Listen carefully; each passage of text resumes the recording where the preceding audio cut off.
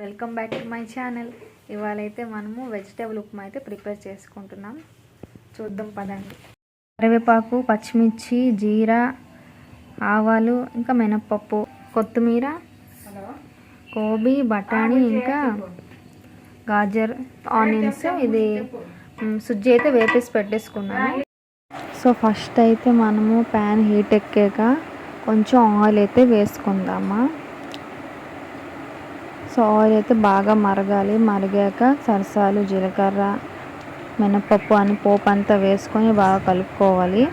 అందులోనే ఉల్లిపాయలు కూడా వేసి బ్రౌన్ కలర్ వచ్చేంత వరకు కలపాలి. దాని తర్వాత కరివేపాకు, పచ్చిమిర్చి అయితే వేయాలి. ఇప్పుడైతే వెజిటేబుల్స్ అన్నీ వేసేసుకుందాం.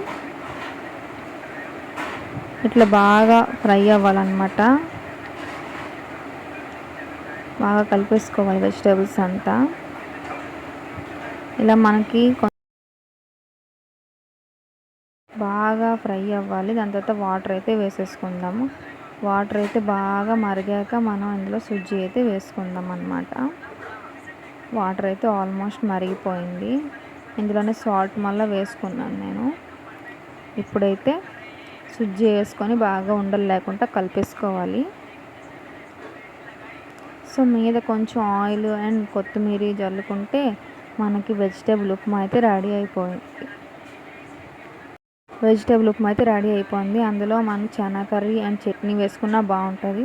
టేస్ట్ అయితే చాలా బాగుంది. Thanks for watching guys.